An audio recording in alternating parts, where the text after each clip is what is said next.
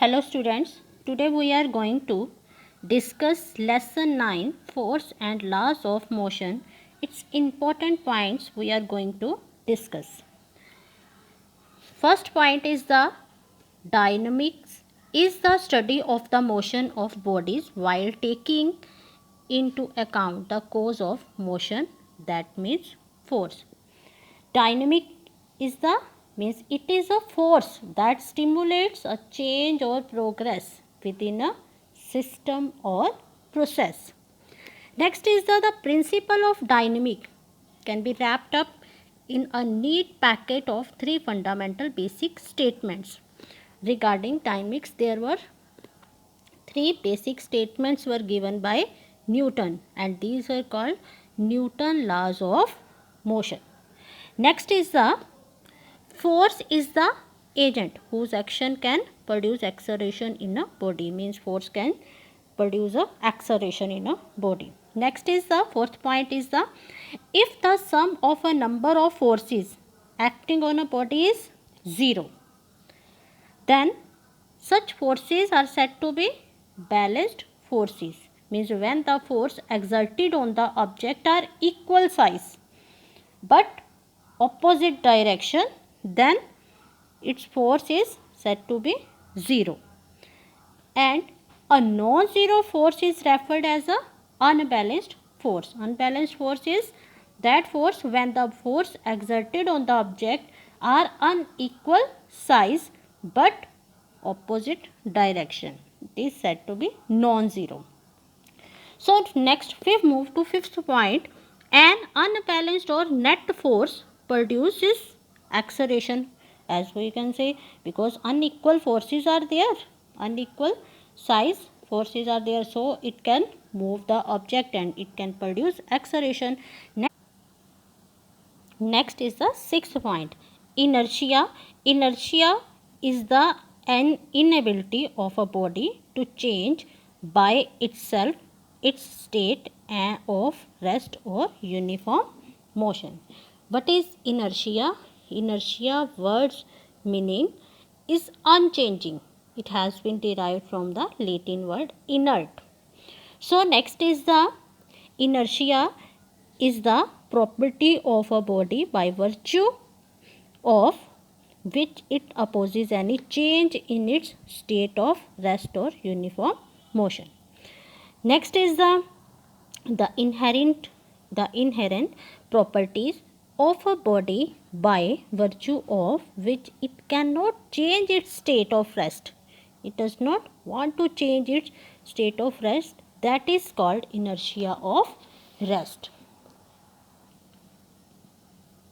Next point is the inherent property of a body by virtue of which it cannot change its state of motion is called inertia of motion. And what is inertia of direction? Inertia of direction is the inherent property of a body by virtue of which it cannot change its direction.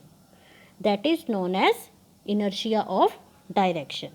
Now we are going to discuss Newton first law. What Newton first law states that it states that every body in the universe stays in a state of rest or of uniform motion along a straight line unless compelled by an external force to change its state. It is called law of inertia. Newton's first law is also known as law of inertia because he has given the concept of inertia.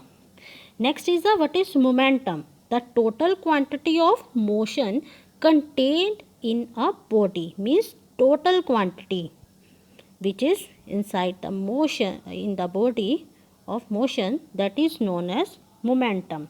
And what is the mathematical formula of momentum?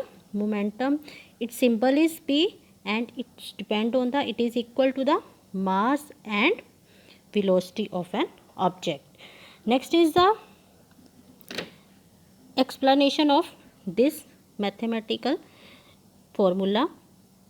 Momentum is the product of mass. Mass is a scalar quantity and velocity. Velocity is a vector quantity. Therefore, momentum is a vector quantity because velocity is in it. Velocity is a vector quantity. It has the same direction as the direction of velocity. So, what are the units of momentum? Momentum is measured in kilogram meter per second. Next is the Newton's second law. Newton's second law, it is very easy.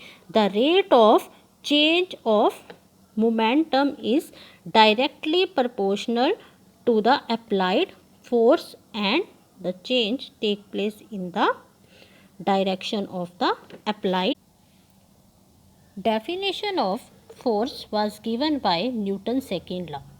Newton's second law states that force is equal to mass into acceleration. Next is the force is measured in Newton, in SI unit, and in dyne in CGS. Means in CGS its unit are dyne, and in SI its unit are Newton. Next is the total effect of force is called impulse.